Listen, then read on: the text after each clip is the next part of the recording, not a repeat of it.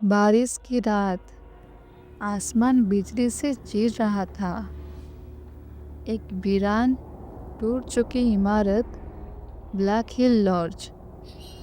लोग कहते हैं इस लॉज की खिड़की पर कोई हमेशा खड़ा रहता है। ना सांस की आवाज़, ना पैरों की छप, बस दो खाली आंखें। पर ये कौन है? इसका जवाब अभी तक किसी ने नहीं दिया। जो खिड़की के पास जाता है, लौट कर नहीं आता। 4 दोस्त, आरव, कबीर, नेहा और इशिता वीकेंड ट्रिप पर निकले होते हैं मजाक मस्ती में, पर तूफान उन्हें रास्ते से भटका देता है। फोन नेटवर्क गायब, गाड़ी का इंजन 2 बार छीन कर बंद होगा और उन्हें नजर आती है एक पुरानी इमारत की छाया, ब्लैक हिल लॉज। दरवाज़ा खुद ही अपने आप खुल जाता है। वो सब वहाँ रुकने की फैसला करते हैं। वहाँ केयर टेकर दुर्गादास एक अजीब सी मुरझाई हुई आवाज़ से कहता है, रात में खिड़की मत खोलना, और अगर कोई तुम्हारा नाम लेकर बुलाए तो जवाब मत देना। वो उन्हें सीधे आंखों में देख कर बोला, वरना तुम्हारी चेहरा तुम्हारा नहीं रहेगा। वो चारों दोस्त इस पागल बुढ़े की बकवास समझकर हंस देते हैं, पर बूढ़ा नहीं हंसता।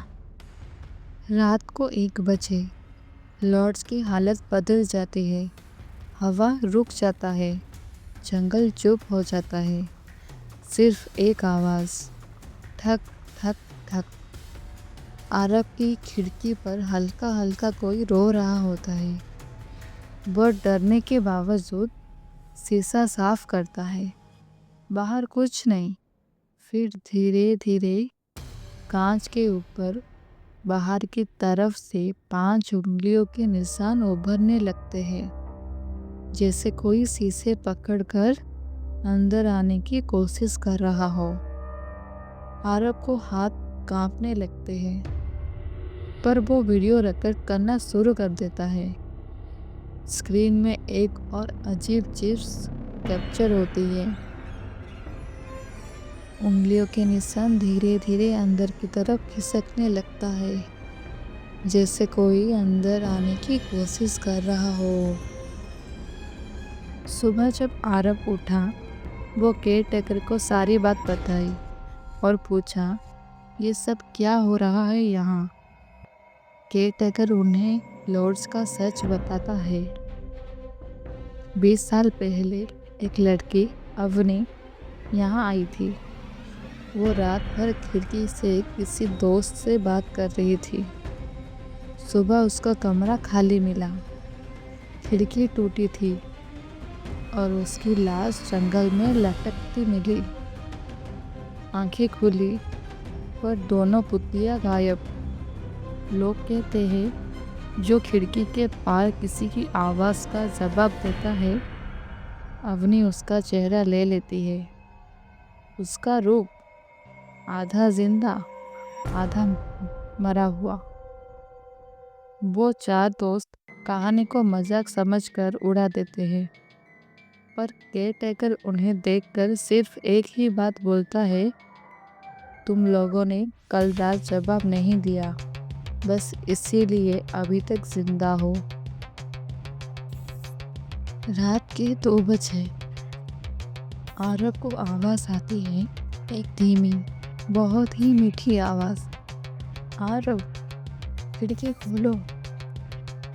आवाज़ नेहा जैसी लगती है, पर वो नेहा के पास देखने जाता है। नेहा तो गहरी नींद में सो रही होती।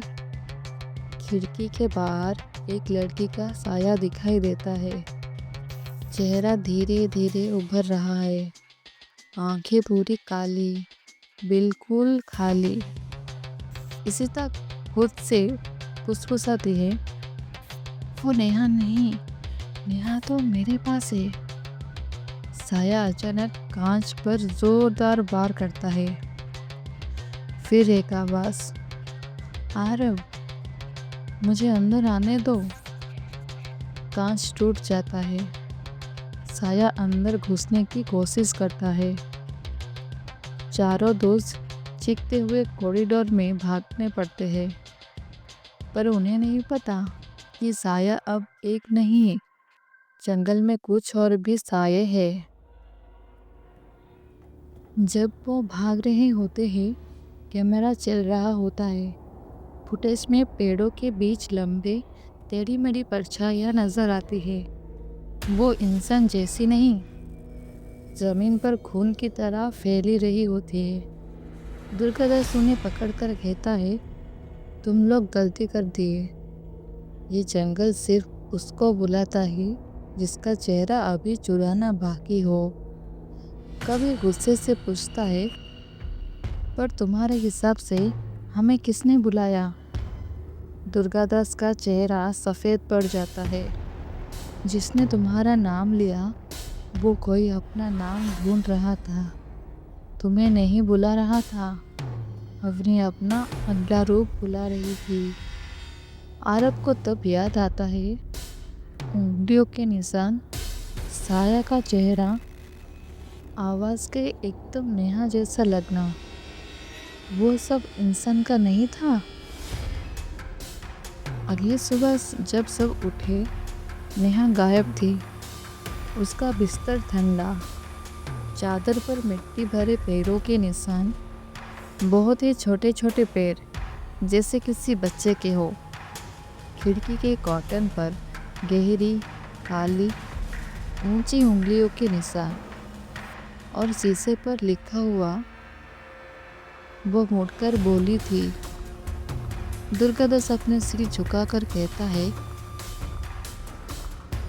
वो रात को जवाब दे बैठी होगी। अब वो तुम्हारी नेहा नहीं रही। कबीर रात की फुटेज चेक करता है। वीडियो में नेहा बिस्तर से उठती है, उसका चेहरा सीधी कैमरा की तरफ, पर आंखें बिल्कुल ब्लैंक, वो जैसे किसी और को देख रही हो जो कैमरा में कैप्चर नहीं हो रहा।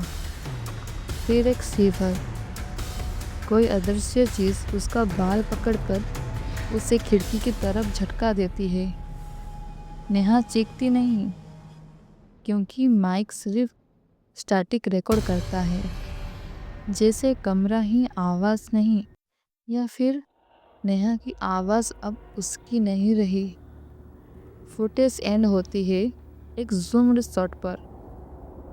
खिड़की के बाहर दिखता एक साया, काली आंखें, बिना पलक के। तीनों लॉज से निकलने की कोशिश करते हैं, पर जंगल का रास्ता उनके सामने गिरगिट की तरह बदलता रहता है। पेड़ जगह बदलते लगते हैं। रास्ता वापस लॉज की तरफ मोड़ देता है। तभी बारिश की धार के बीच नेहा सामने खड़ी होती है। नेहा पर आंखों की जगह दो खाली गड्ढे, चेहरे पर टेढ़ी लाली, और उसकी चाल इंसानी नहीं। वो धीमी सी आवाज़ में कहती है, मेरी खिड़की खोलो, किसी को तो मेरी जैसा होना पड़ेगा। उसके पीछे अग्नि का भूत उभरने लगता है।